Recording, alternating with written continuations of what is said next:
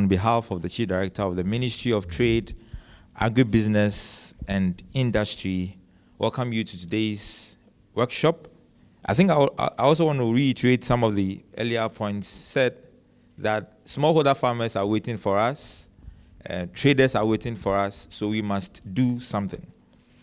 I want to mention that there is a project called Trademark Africa, and it's looking at facilitating trade on the Abidjan-Lagos corridor.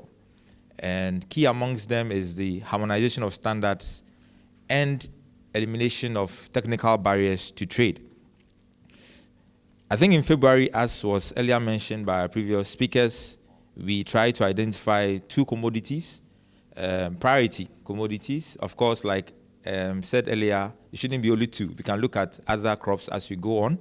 But key now are our two priority products, that is cocoa and rice. And so it's very important for us to strengthen our capacity to develop regional agricultural value chains to promote diversification and intra-African trade. I think we're all excited when we heard of the African Continental Free Trade Area platform that sought to enhance or promote trade on the continent. However, I think that the way we envisaged trade to be rigorous on the platform is not as is going on currently. And so it boils down you and I to identify the challenges and see how best we can trade as member states on the AFTA platform. It's a platform that brings together, is the largest, as we all have been talking about, but it's now left for us to trade with ourselves more proactively. But we identify that there are some challenges on trading on the platform. Key amongst them is infrastructure, transportation infrastructure. Some people tell me that sometimes they have to move from here to maybe Senegal.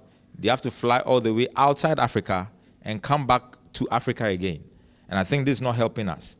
How can we improve our transportation infrastructure? How can we ensure that products which leave Ghana can go to Morocco, can go to South Africa, can go to Kenya without any challenges? And trade costs becomes a problem trading in Africa, because if it's so much, it costs us so much to trade with ourselves, then we better trade with European countries. But it is boiled down to you and I, or our responsibility as stakeholders, to ensure that we trade amongst ourselves more proactively. How can Ghana trade with Kenya? How can Ghana trade with Rwanda?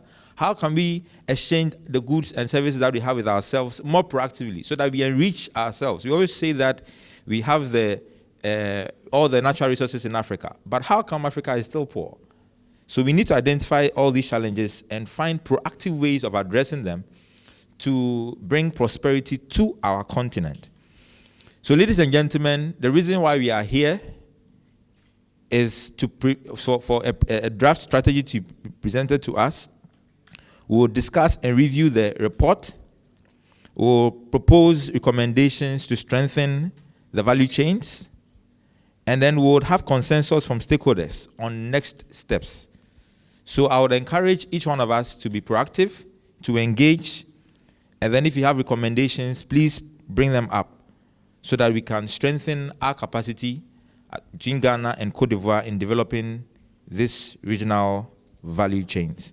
So on behalf of, once again, the Chief Director of the Ministry of Trade, Agribusiness and Industry, I do hereby declare the project on strengthening member states' capacity to develop regional agricultural value chains and to enhance diversification and intra-African trade between Côte d'Ivoire and Ghana duly opened. Thank you very much.